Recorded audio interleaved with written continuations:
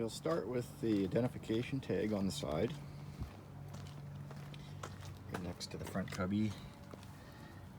You'll see there the manufacturer, the VIN number, the date it was manufactured. You have some gross vehicle weights, tire sizes and pressures. There's a tire chart to the left, and cargo weights on the right, and also has the VIN number there. So up front and behind the propane tanks is your battery. These aren't maintenance-free batteries. You may have to add water to them at some point. If you're not going to be using your unit for extended period of time, I would disconnect it. There is a bit of a power draw, and for winter storage, I would put it somewhere warm. You have two 30-pound propane tanks on the front, selector in the middle, arrow points to the tank that's supplying. You'll see it's green here. If you're out of propane, it goes red. So it goes red to green when it gets pressure. Power jack at the front. You have on and off switch for the little light and up and down. The little plug on the top here, there is a little crank. You can manually go up and down with this jack if you have no power. You have a little cargo light up front, propane cover. You have a couple 30 amp to household adapters here. This is a little crank for your front electric jack, and this crank here is for your stab jacks on all four corners, stabilizer jacks. Also your spare tire too. There's that cranks for that.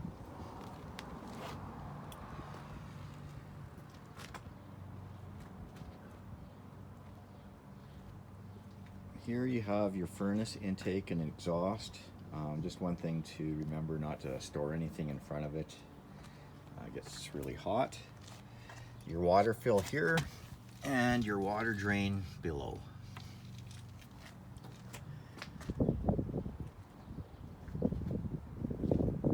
Here you have your city water connection. If you have a campsite with water right at your site, you can just put your garden hose, hook your garden hose up to that.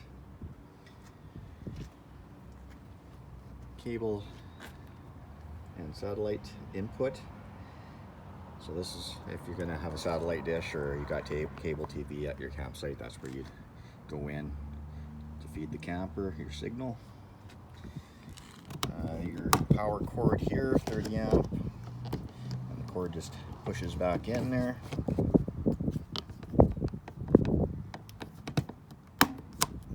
On your wheels, these center caps pop off, and there is grease nipples, so you can grease your bearings if you'd like. I would recommend giving it a couple shots a year grease. You have your vent for your range above your stove there. Your vent for your fridge, and your hot water heater below that. Oh, just about dropped you. Your hot water heater is gas and electric. Really, all the controls are on the inside. The only thing you really need to know is your plug. You see there's two here. Usually you just use the plastic one. It goes into the drain here. And for winterization, you definitely want to make sure that's drained, or it'll be cracked by spring. Your sewer dump here, and they are labeled gray water and black valves.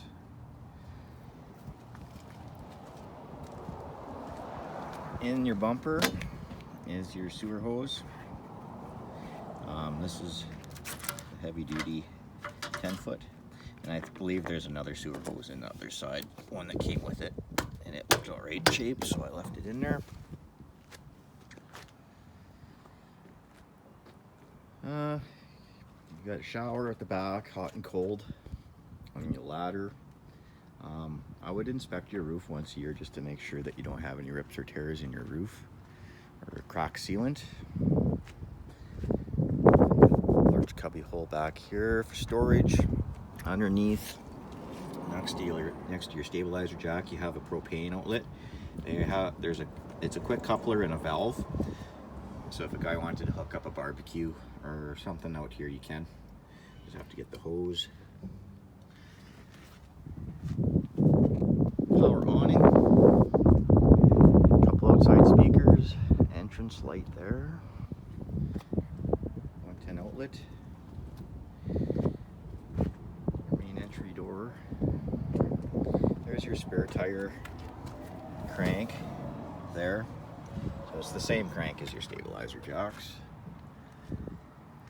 And then over on the side you have your hitch and a little light here.